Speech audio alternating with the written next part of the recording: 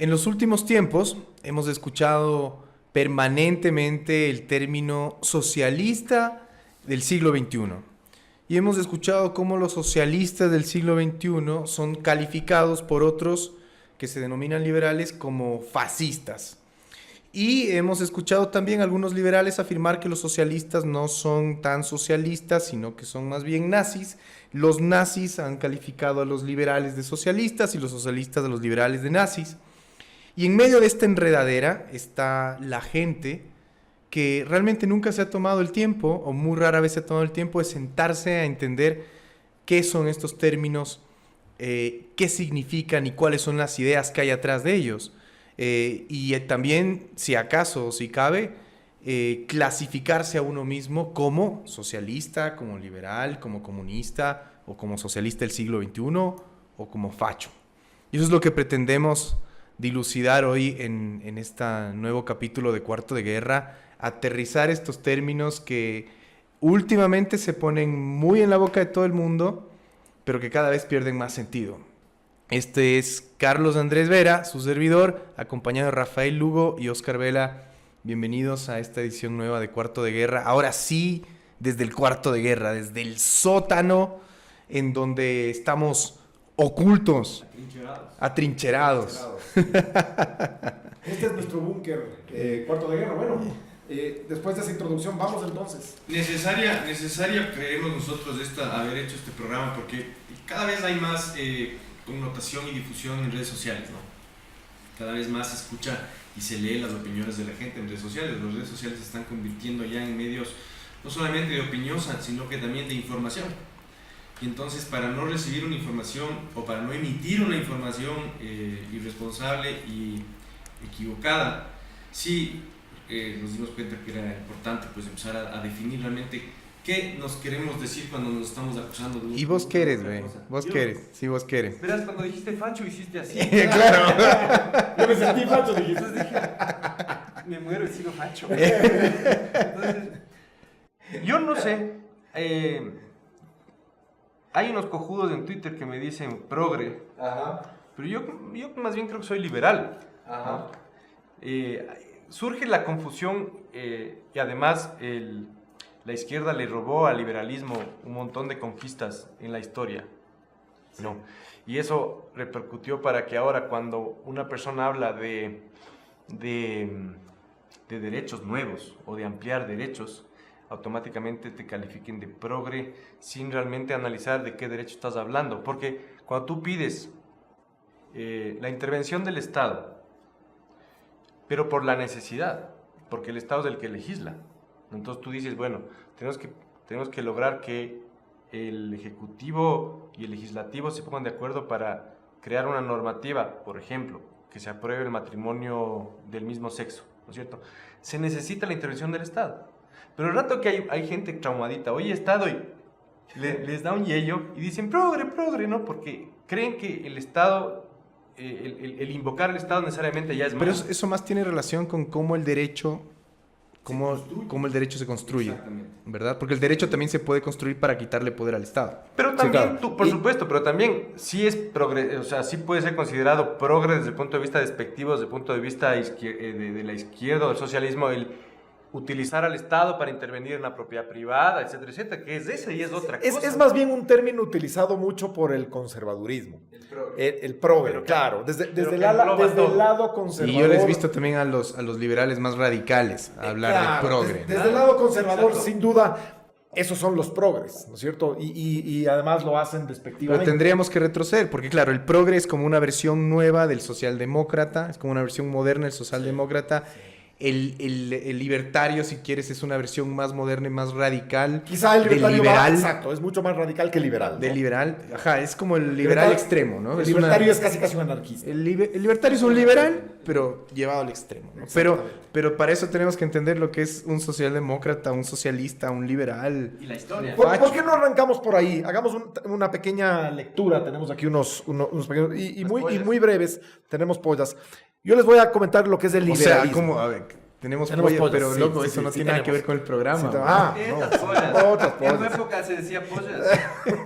Es un término español. Tengo apuntes. Pero Yo tengo- entonces, ¿qué estás leyendo? La polla. ¿Qué trajiste La vos? polla. El liberalismo es una filosofía política que defiende la libertad individual, la iniciativa privada y limita la intervención del Estado y de los poderes públicos en la vida social, económica y cultural. Asimismo, se identifica como una actitud que propugna la libertad y la tolerancia en las relaciones humanas, fundamentada en el libre albedrío. Promueve en suma las libertades civiles y económicas y se opone al absolutismo, al despotismo ilustrado, al conservadurismo, a los sistemas autoritarios, dictatoriales y totalitarios. Y entonces yo Ese es digo el ahí, liberalismo. ¿quién no quiere ser liberal entonces? Yo soy liberal, yo me siento liberal y creo que tengo un pensamiento liberal. ¿Liberal? Sí. Mira, la ¿Tú reacción. no? Yo me considero liberal también. tú Cuando también. salió la Constitución de 1906 en el Ecuador, la que estabas establecía, ahí? por ejemplo, el Estado laico, yo estuve ahí. Como cantil. Los grupos conservadores, los sectores conservadores le bautizaron como la Constitución atea, ¿no? Solamente porque hablaba ya de un Estado laico, la separación de iglesia y Estado, etcétera, etcétera. Y Esta es la además- Constitución del 98. No, No, de 1906. Comenzó en 1887 con las primeras reformas y antes de la del 906 ya hubo la ley de divorcio, ya hubo la creación del registro civil porque ya no, digamos, no estaba permitido que sean las parroquias y las iglesias las que registren los matrimonios. Entonces había ya empezó una maquinaria, digamos, para sacarle a la iglesia de la administración pública, ¿no? Pero se consolida con la Constitución y con la Asamblea Constituyente de 1906. Y esa es la que los grupos conservadores, como vos dices, enseguida reaccionaron y el apodo que le pusieron es Constitución Atea. Por esta mínima cosa de separar. Pero estamos hablando de principios del siglo 20. 20. XX en Ecuador. Cuando el liberalismo, digamos, por ejemplo, la Revolución Francesa es una revolución esencialmente liberal, en donde se estaba buscando un sistema más democrático, lo que se entiende hoy como una democracia liberal, contra un sistema monárquico, en donde básicamente la realeza era el Estado y el individuo, el concepto de ciudadanía en ese momento no existía, es decir, se empezaba a construir o se empezaba a aplicar.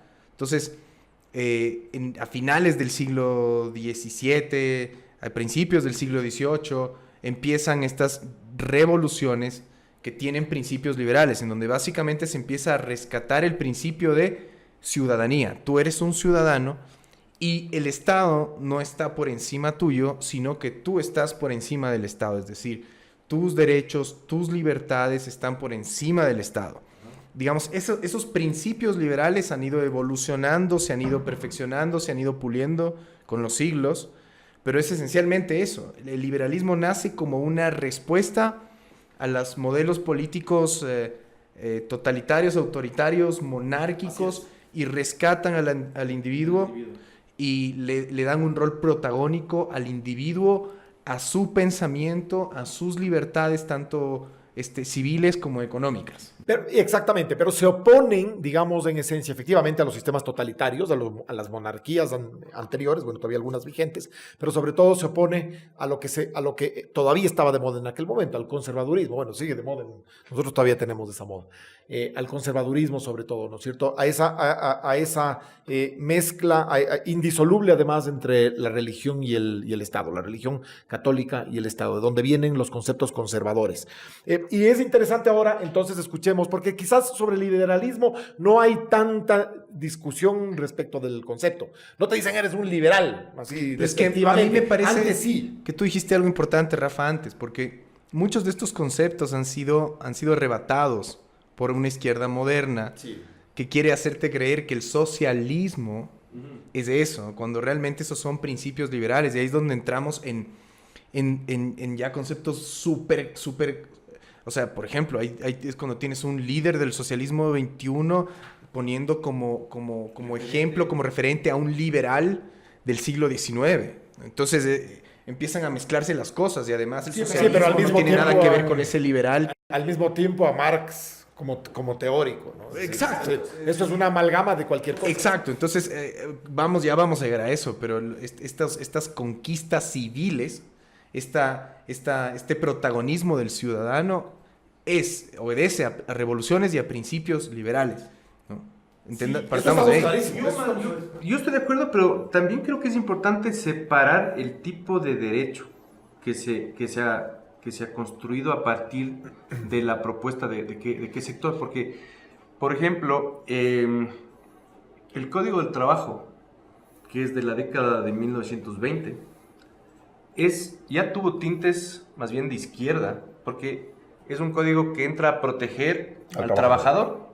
A los sindicatos. Yo no hablaría ahí de una posición liberal, sino más bien de era Enríquez Gallo el dictador, digamos, con tintes progresistas y de izquierda, y que consolida esta nueva normativa que no existía o que otorga ya nuevas protecciones, ¿no?, al empleado, al trabajador. Entonces, yo diría, viene la confusión. yo creo que ahí hay un debate, Pero porque ahí, eso es liberal, eso no es de izquierda. Habría que analizar cuál es el rol del Estado en esas reformas, porque si son reformas que le dan más derechos al ciudadano, ya sea trabajador, ya sea lo que sea, Estas son liberales. son reformas liberales. Si es que son reformas que ponen al Estado por sobre el trabajador, ya estamos hablando, o que le dan el Estado al trabajador, ya son reformas de izquierda. Y si son reformas que ponen al Estado por sobre todos, ya es fascismo. Entonces, ya vamos a entrar, cuando entremos bien en lo que es izquierda, porque este tipo de cosas también se confunden. En esa época probablemente eran reformas vistas más desde una perspectiva liberal. Ya vamos a entrar en el tema del socialismo. El socialismo lo que dice es: todos los medios de propiedad son del Estado y todos somos dueños. Todos los medios de producción, perdón, y de propiedad son del Estado y todos somos dueños del Estado, ¿no? Es decir, todos somos dueños de todos los medios de producción. Mientras que el fascismo te dice, no hay individuo, no hay clase social, no hay esta lucha de clases, no hay el obrero, la clase trabajadora que reivindica a la izquierda o el socialismo que debe tumbar a las clases altas, sino que no hay nada más allá del Estado. El Estado es absolutamente todo, la nación, ¿no? Entonces, todas estas reformas que le dan derechos, que le entregan derechos, que aumentan las libertades de los individuos, son por principio reformas liberales. Habría que ver cuál es el rol del Estado en esa reforma. ¿En qué aumenta la libertad del individuo el Código del Trabajo? En nada. No lo sé. En nada. Es que por eso yo creo, y eso tal vez me lleva a mí a entender la razón por la cual de buena fe mucha gente llega a confundirse, ¿no? Porque el límite entre que ¿por qué? Porque el socialismo comienza con una lucha de clases y el tema de la protección del proletariado, ¿cierto? ¿Y cuál es la expresión de la protección del proletariado? Normativa que proteja al empleado, porque luego de la revolución industrial, ¿no es cierto?, al trabajador. Se genera una situación de inesperada, porque antes de la revolución industrial nadie daba trabajo. La revolución industrial genera trabajo, saca del hambruna y de la pobreza a mucha gente, pero obviamente se generan condiciones de trabajo. Se generan condiciones de trabajo complicadas. Ahí reacciona el tema de la protección del empleado. Pero si hay conquistas individuales de los trabajadores en ese código, evidentemente, ¿no? Entonces, la regulación de las horas de trabajo, todo ese tipo de temas, esas son... Pero esa es protección, o sea... Protección individual. ¿Cuál es la motivación? Independientemente de que el Estado lo haga. Mi pregunta es, no defiendo quién fue el que lo hizo, sino mi pregunta ¿es una posición liberal que otorgaba derechos, que ampliaba derechos a los empleados? ¿O era una posición, una respuesta, una forma de expresar la protección del proletariado, expresada en normas que les den ciertas seguridades jurídicas en su relación de dependencia? Si es lo uno, es un tema liberal, sin discusión. Si es lo otro, sí puede ser una expresión del pensamiento socialista. Es que yo sí creo, y eso lo podemos hablar ahora, yo sí creo que hay de las dos. Me parece que hay una mezcla o una confusión quizá de los dos temas. Estamos en Ni Pico ni Placa con Rafael Lugo. Estamos en Cuarto de Guerra con Rafael Lugo, Carlos Andrés Vera y Oscar Vela. Ese le cortas. No le cortes. El streaming de este programa viene a cargo de Sonar, streaming en vivo para redes sociales. La página web de Sonar, www.sonar.ws, www.sonar.ws. Volvemos acá, Cuarto de Guerra, con Rafael Lugo y Carlos Andrés Vera, Y ni, Oscar Vela. ni pico ni placa, ya volvimos a los 90. No, no tampoco. Hace 7 añitos.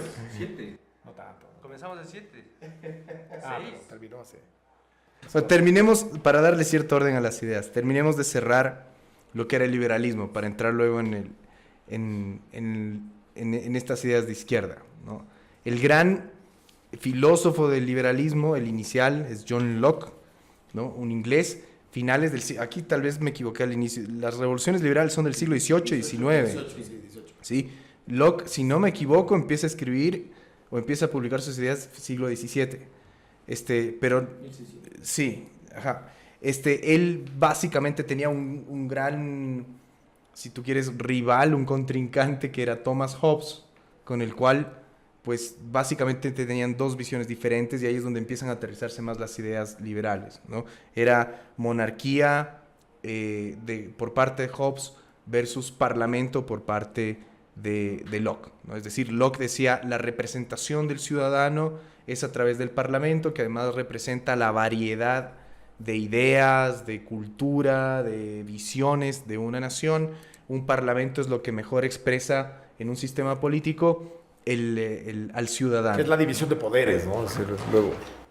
Claro, el otro pensaba, era partícipe del poder centralizado, mientras que el otro era partícipe del poder en la gente a través de instituciones que digamos, pues se neutralicen o se contrapongan.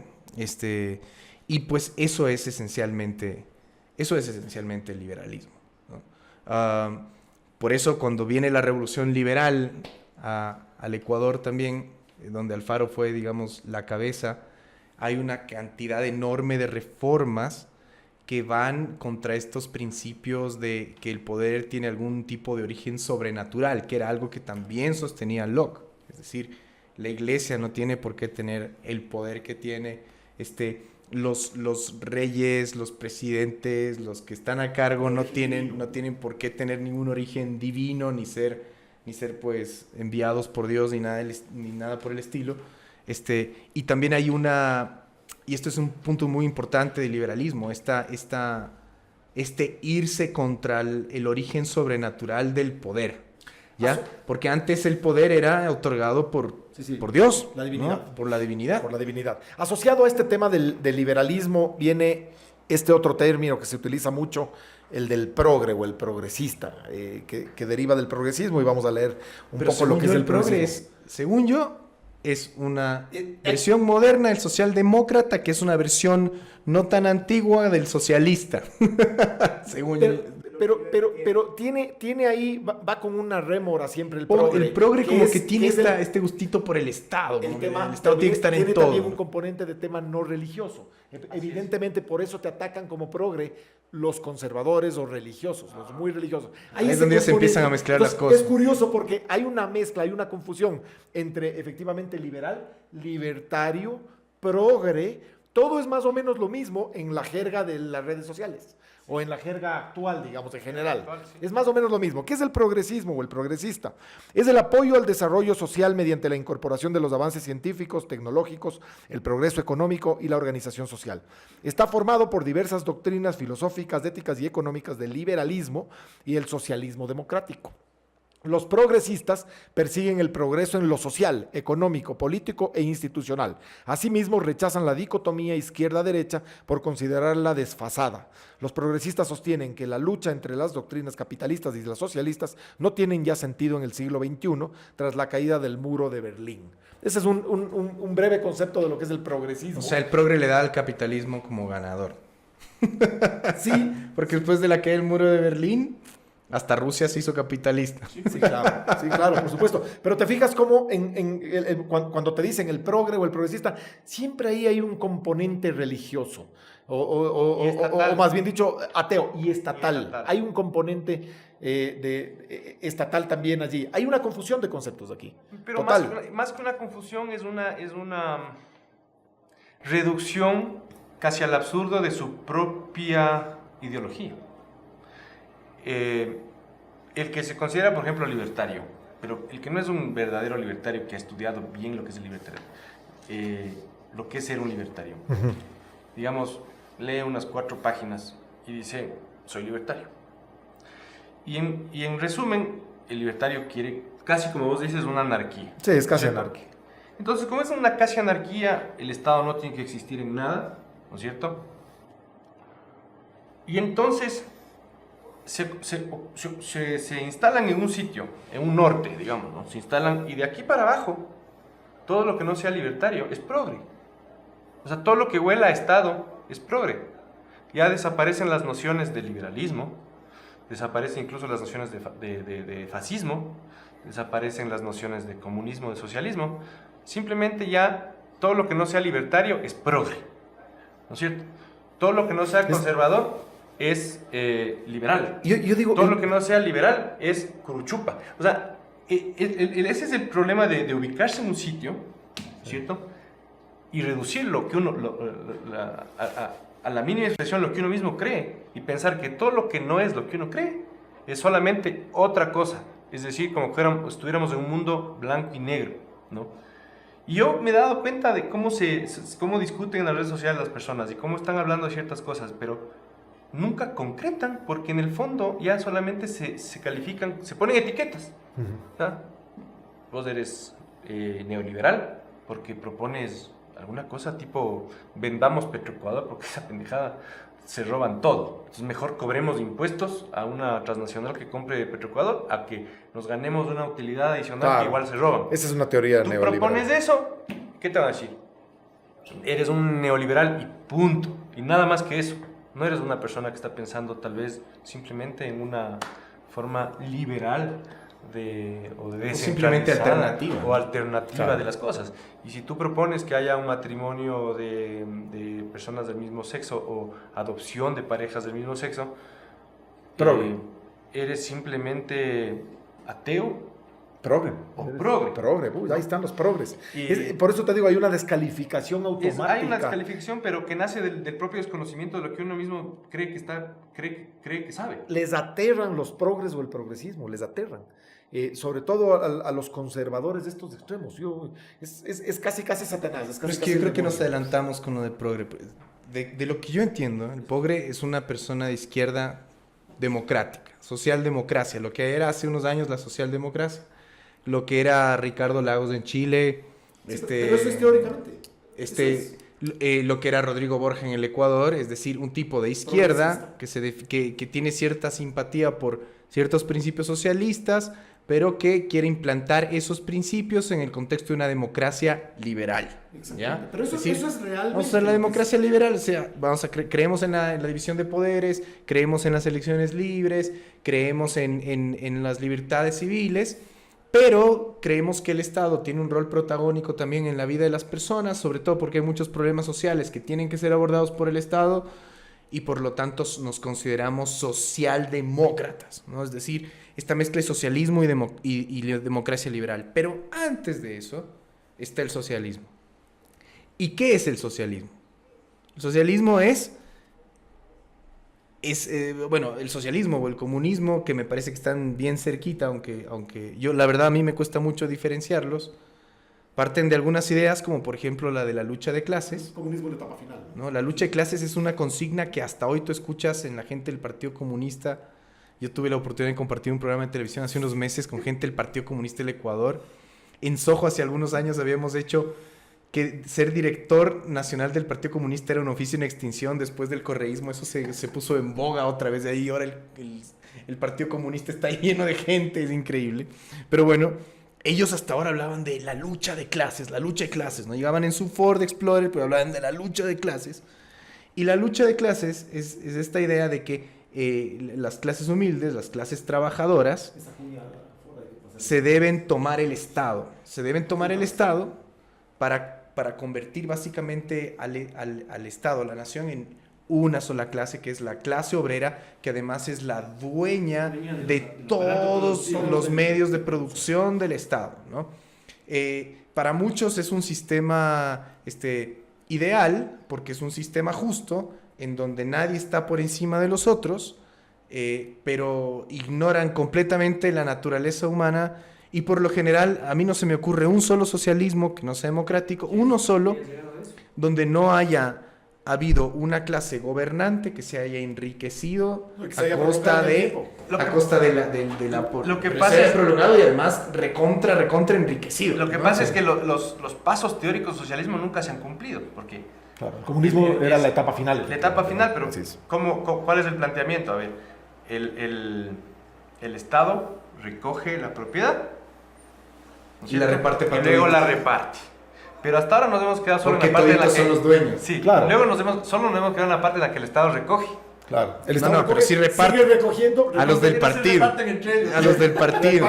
Reparten entre ellos mismos. No ha llegado nunca a la etapa y nunca siguiente. llegamos a la etapa final, que era la utópica, que era Y efectivamente entendamos, la entendamos etapa una ideal, cosa. que era el En ese comunismo. sentido, no existe tal cosa, porque es una contradicción en sí misma, el socialismo democrático. O sea, el socialismo solo contempla un partido.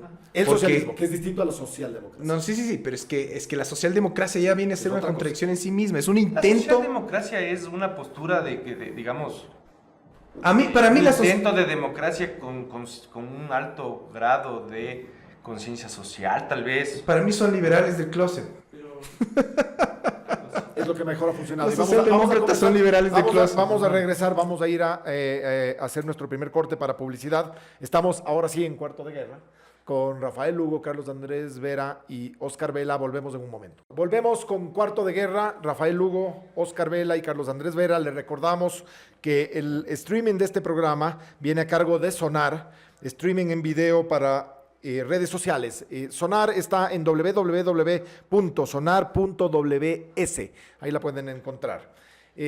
Seguimos entonces estábamos en la socialdemocracia. Fíjate que la socialdemocracia o los países socialdemócratas que efectivamente tuvieron son los países más avanzados del mundo hoy. Por ejemplo, en conquistas sociales no son los más felices, efectivamente. Suecia y todas esas repúblicas son socialdemocracias, pero son los más avanzados. No sé si estaba mal o bien.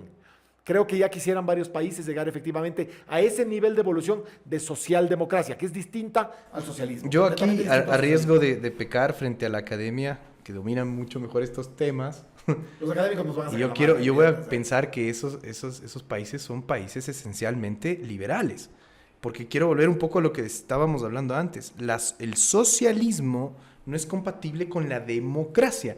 Es como hablar de comunismo capitalista o capital comunismo.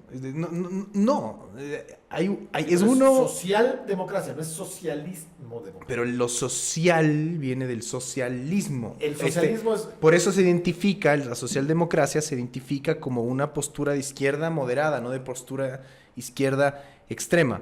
Ahora, para mí, si es que se basa, digamos, si es que la base del sistema político es una democracia liberal, no es más que una versión con un poquito más de atención hacia el Estado que del liberalismo. Es un liberalismo, si tú quieres, con más atención en el Estado. Con mucha más atención. Lo que complica mucho. Hacia el Estado que... Comparado con el que libertario, controla, sí. entre otras cosas, todo lo que es los sistemas de salud, los sistemas de educación, los sistemas de seguridad social, los manejan íntegramente.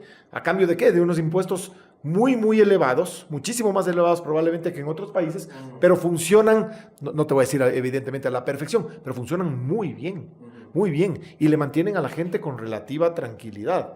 Es una economía boyante normalmente. Pues te digo, es distinta la socialdemocracia al socialismo, que es el Totalmente, antecedente ¿no? teórico del comunismo. Porque la socialdemocracia El socialismo ha comprobado en el mundo que ha sido un fracaso. intenta funcionar dentro del contexto de una democracia liberal. ¿Hay un país socialista? ¿Ha habido un régimen socialista exitoso?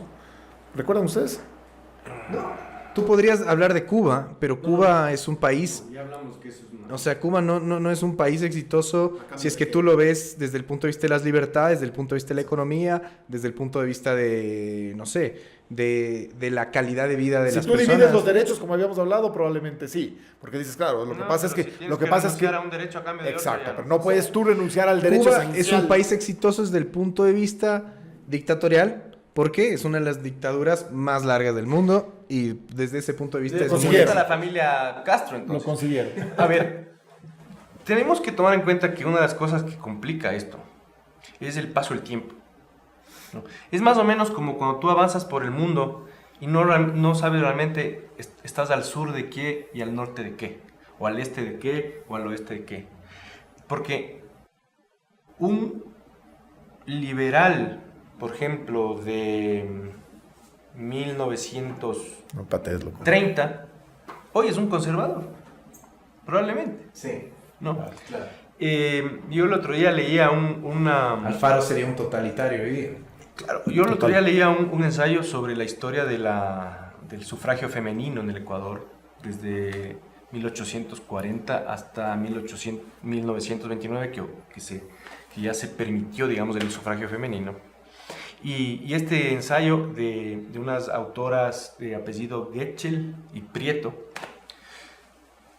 hace un recuento, incluso citan expresiones de los diputados en las distintas asambleas que ellas analizaron. Y es impresionante leer que, por ejemplo, el representante del liberalismo en 1887, me parece, que era Luis Felipe Borja Padre, estaba en contra del sufragio femenino. No le parecía. Claro, en el contexto del tiempo no puedes juzgar esas cosas. Claro, ¿no? y el representante del conservadurismo tampoco estaba de acuerdo, pero además aumentaba algunas cositas más, como más o menos como que estas tienen que ir a la cocina y otras cosas así, más contundente en sus razonamientos. El otro hablaba desde el punto de vista de la emancipación del derecho, etc. O sea, pero estaban, digamos, de acuerdo en lo mismo. En la modernidad el feminismo vendría a ser un principio liberal. Sí, Porque busca, digamos, la igualdad de derechos. yo creo que ¿Obedecería eso a un principio liberal o es algo progre, como dicen? Yo creo que es algo incluso previo al liberalismo, es decir, reconózcanme a mí el derecho de ser tan liberal como el tipo de al lado que es hombre. Claro, es igualdad de derechos. Es pura, igualdad de ¿no? derechos que creo que O sea, es algo anterior. no me extraña que alguno de los curuchupas clásicos de nuestras sociedades lo tachan de progre. No me extraña. Pero Para nada, a eso voy. vivimos- Porque todavía para mí, vivimos en una para sociedad mí, machista. en mi opinión, si es que tomamos otra vez los principios del liberalismo, el feminismo vendría a ser un movimiento moderno liberal, porque busca la igualdad de derechos. Busca perfeccionar ese principio de que los ciudadanos están por encima del Estado.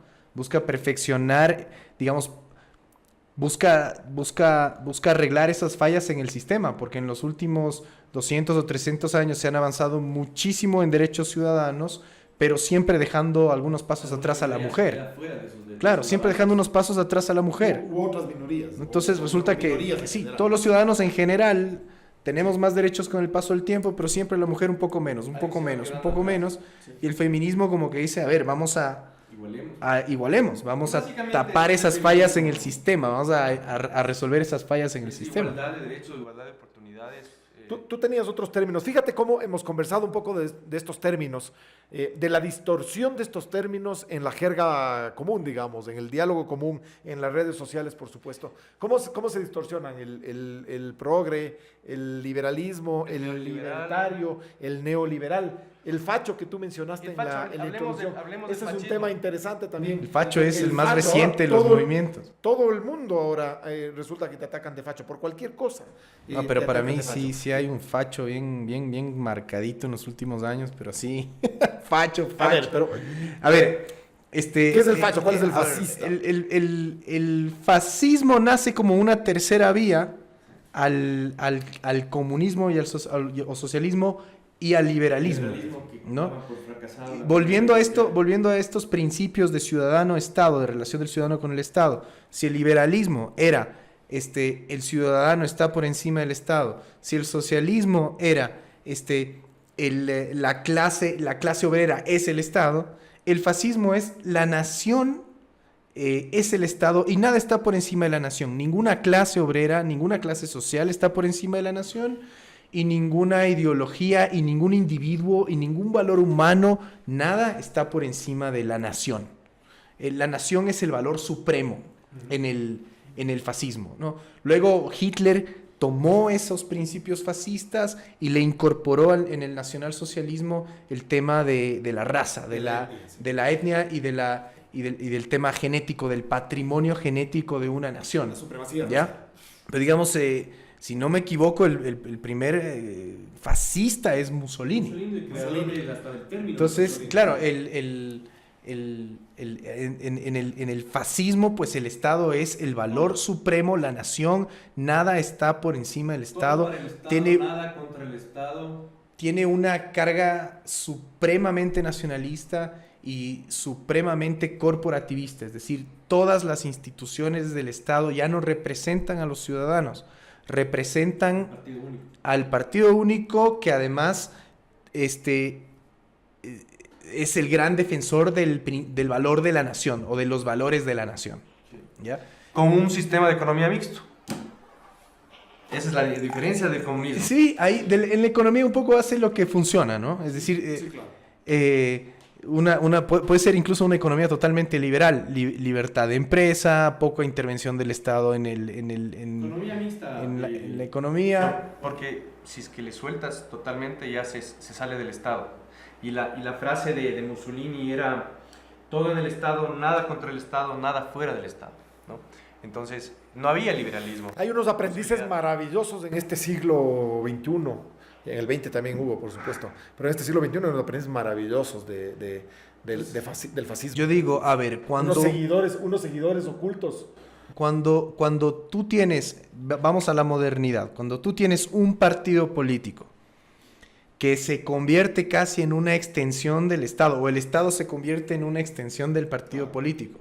Claro, el partido único casi, ¿no? Cuando tú tienes, además, como políticas ya del Estado, la limitación y el alcance del ejercicio de plenas libertades de la ciudadanía, de la prensa, tú ya estás digamos, convirtiendo a través de la democracia liberal o de los instrumentos de la democracia liberal, un sistema político fascista o que tiene muchas cualidades fascistas.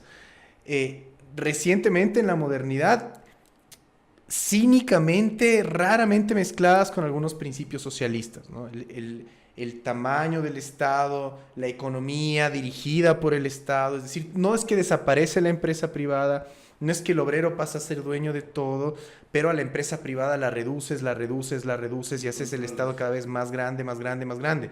Lo que pasa es que ya no hay ese principio de que todos somos dueños del Estado, porque realmente el dueño del Estado empieza a ser el partido político, ¿no? Entonces, me parece que la modernidad ha traído un fascismo bastante más evolucionado y bastante más peligroso. Pero porque, muy similar porque, al nacionalsocialismo. Mira, sí, más hipócrita.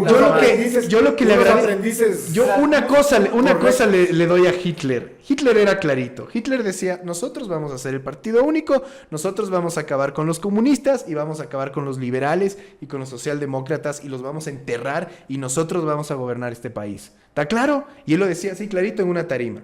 Los otros te dicen que son demócratas, pero luego hacen lo mismo que quiso hacer Hitler. ¿No?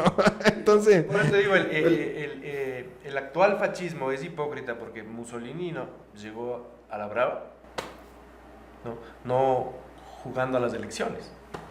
¿Qué es lo que pasa ahora? Y es lo que hablábamos del programa anterior. Hitler llegó a las elecciones, Sí, Hitler sí llegó con elecciones. Yo hablaba de Hitler llegó al 33. Dije Hitler. No, dijiste Mussolini. Ya. Claro, porque lo que está pasando hoy día, que es lo que hablamos del programa de los caudillos, es que ahora jugando al tema de las urnas y de las elecciones parece que todo se santifica, ¿no? Pero al final juegas a lo mismo. No. Ese es el gran juego y el gran peligro de la modernidad. Ese es actual. Que la democracia o los principios, los instrumentos de la democracia liberal sean utilizados para instaurar regímenes que no son democráticos, que no son liberales y que ni siquiera son socialdemócratas. Son fachos, porque lo que procuran hacer es instaurar la dictadura del partido político disfrazado de división de poderes, ¿no? Entonces, el que era tu secretario personal, de pronto controla la justicia. El que era tu ministro, de pronto controla la fiscalía. A ver, apaguen los celulares, por favor. Gracias. Pero para conseguir precisamente la permanencia en el tiempo, que democráticamente no sería viable, por las armas hoy ya no es viable, ya es mucho más compleja, ¿no es cierto? Eso se dio antes, en las revoluciones del siglo XX. Ahora es más difícil conseguirla por las armas. Así era como se conseguía efectivamente la permanencia en el tiempo. ¿Y ahora cómo se la consigue? Como tú dices, artificiosamente en la vía democrática, entre comillas. La vía democrática, evidentemente, cuando controlas tú, o tu partido, o el partido único, como ha sucedido en Venezuela, como sucede evidentemente en Cuba, como se intentó o se hizo aquí. Y añado, o sea, la forma de gobierno controlar todos los poderes. más difícil. Y entre esos, el sistema electoral. Es difícil tener una democracia desde el punto de vista del gobierno, porque en una democracia estás obligado a poner tus ideas en el debate público, estás obligado a recibir críticas, estás obligado a debates parlamentarios que pueden tomar años para lograr que ciertas reformas legales se aprueben o avancen, mientras que a través del totalitarismo es bastante fácil. Una vez que tú llegas a controlar los poderes del Estado y tienes una mayoría parlamentaria, pasas lo que te dé la gana y te conviertes en una maquinaria de hacer leyes. Es mucho más fácil gobernar por la vía del totalitarismo, por la vía del fascismo, por la vía del socialismo, que también es totalitario, a guiarse por los principios demócratas liberales. Yo creo que estas personas que últimamente se han engolosinado con el poder auténticamente no creen en la democracia. Auténticamente, cuando se le paran enfrente de una cámara y le hablan a la gente, no creen lo que están diciendo. Ellos creen, en el fondo, están convencidos de que el poder se administra un poco a las patadas, pero que para tú conquistar todo el poder tienes que tener todos estos mecanismos de engaño, este discurso que va realmente por debajo de la mesa. Pero es gente realmente... Es gente que no cree en la democracia. Que no eran estos países que no estaban hechos para la democracia. Por eso él pensaba efectivamente en un sistema más bien adscrito, digamos, a la monarquía, ¿no? Y convertirse en una especie de emperador. Eso es lo que él pensó e intentó en su momento. Y quizá no estaba equivocado desde ese punto de vista, evidentemente, porque fíjate que acá todos los... De la forma de ser de la gente. Claro, todos los... nos cuesta mucho llegar a la democracia, nos cuesta mucho entender y ser verdaderos demócratas. De hecho, en el pueblo mismo, en la gente, en términos generales, en esta mesa, por ejemplo, hay varios que yo podría decir que no son demócratas. Yo tal vez no sabe.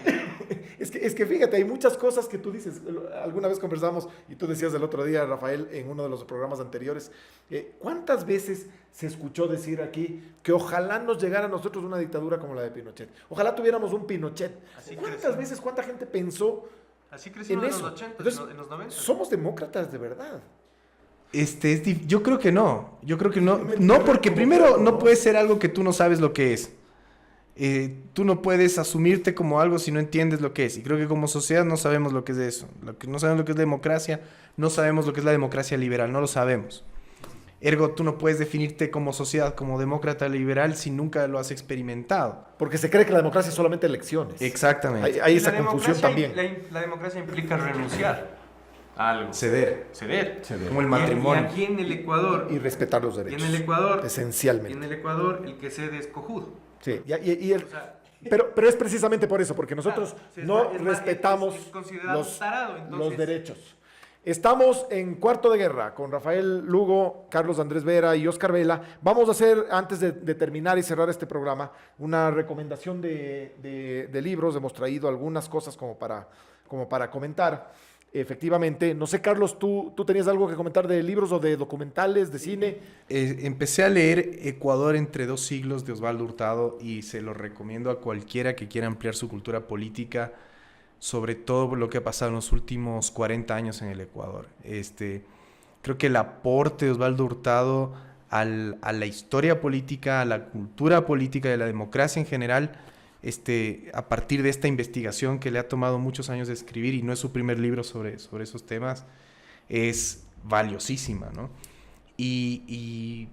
Lo leí además porque Alfonso Riz escribió algo muy interesante en El Universo sobre él. Decía que además ha dejado ese tono académico que podía interpretarse como prepotente antes, por un tono mucho más digerible, por un tono mucho más amigable con los lectores.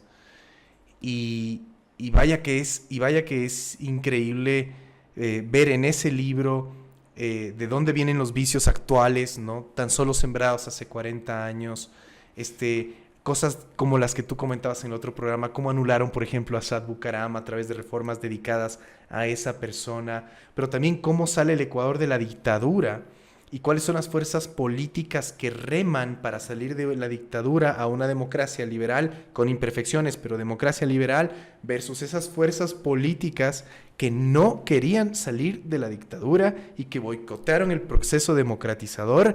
Entiéndase, gente como León Febres Cordero, ¿no? Entonces hay cosas tan interesantes ahí. Y si uno quiere entender por qué estamos donde estamos ahora, es un libro vital. Y me parece que viene muy bien al tema que estamos tratando ahora. Entre Ecuador entre dos siglos. Los siglos de Osvaldo Hurtado. De Osvaldo Hurtado. Lo encuentran además en todas las librerías. Rafa. Yo recomiendo Nefando, la novela de Mónica Ojeda, la escritora guayaquileña. Es un novelón ese. Es una novela que te revienta, ¿no? Te estremece. Te estremece. Es muy dura, buenísima, extraordinaria, ¿no? Muy bien escrita, extraordinaria novela Nefando. Que adelantada Sí. a la época. Extraordinaria novela, Nefando de Mónica Ojeda, una novela que trata ¿Es temas ficción? muy duros, es ficción, trata sobre la Deep Web y sobre las cosas que pueden suceder, que suceden de hecho allí, las cosas que puedes ver allí.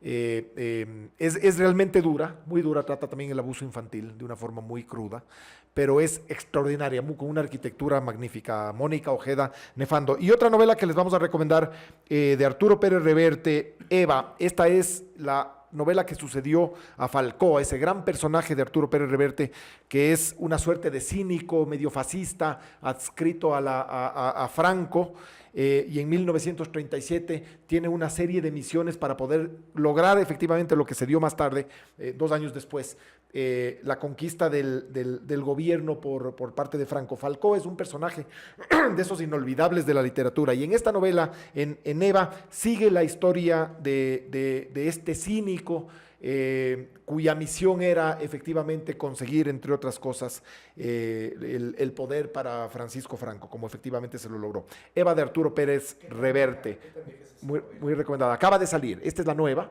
acaba de salir, y Falcó salió el año anterior. Porque yo una vez intenté leer a Pérez Reverte y no pude. Depende de las novelas que es. Ponía paréntesis tan largos. Es un gran narrador, no tiene novelas extraordinarias. Yo una vez intenté, nunca más pude y nunca más le di una muy buen segunda novelista. oportunidad. Esta, Hombres Buenos, por ejemplo, es otra novela que alguna vez la comentamos, me parece, con Rafael. Hombres Buenos es una novela extraordinaria de pura ficción con un tinte histórico sobre la ilustración, la enciclopedia de la ilustración que se la llevaron furtivamente de París a España. No podía entrar en aquella época en España y la metieron furtivamente. Una gran novela, es un gran narrador, Arturo Pérez Reverte. Estamos muy próximos a terminar. Un cierre brevísimo porque tenemos apenas 1 minuto, tal vez nos regalen otro más, 2 por ahí, digamos. Carlos, un cierre, los términos de estos distorsionados. Bueno, yo propongo leer, aunque sea una mínima definición de cada frase para poder insultar adecuadamente. Insulte correctamente. Para que Insulte puedas correctamente. acusar adecuadamente de algo a la persona que... Sí. ¿no? Pero también para la gente de buena voluntad, analicen el derecho que se está peleando o la forma en que se está pidiendo la intervención del Estado antes de pensar que alguien es progre, que alguien es neoliberal, liberal, socialista, lo que sea. Hoy nos van a tachar. Yo creo que es muy bueno, en vista de que es muy complicado. Hoy día vamos a quedar de... Hemos visto cómo se han mezclado en la historia, el uno es respuesta del otro, reacción del otro, y además la historia se ha ido moviendo, entonces también los puntos de referencia también se han ido moviendo. Creo que la única manera de no equivocarse demasiado en la etiqueta de una acción es analizar la acción antes que la etiqueta.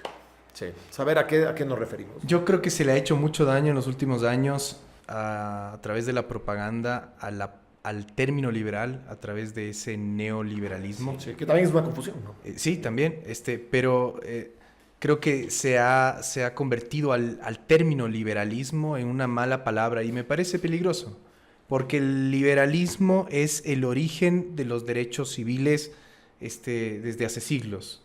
Y a partir de esos principios empiezan a construirse pues un montón de avances en la sociedad en pro del individuo, en pro del ciudadano. Me parece peligroso que al liberalismo se le quiera satanizar y se quieran usurpar algunos principios liberales, regalárselos a otras formas de ver el mundo, a otras ideologías y distorsionar así la historia. Siempre distorsionar los hechos, siempre distorsionar la historia es sospechoso, ¿no? Sí. Yo creo que hay que reivindicar el término liberalismo y que por lo menos los interesados en estos temas deberían investigar cuál es la historia del liberalismo, cuáles son los autores liberales, cuáles son los principios liberales, porque me cuesta mucho creer que un ciudadano totalmente consciente, aterrizado, que sea un militante de derechos, no sea un liberal.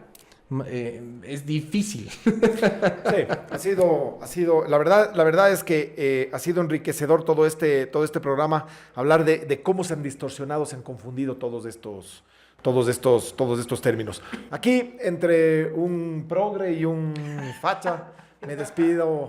Oscar Vela, Carlos Andrés Vera y Rafael Hugo en Cuarto de Guerra. Muchísimas gracias. Buenas noches.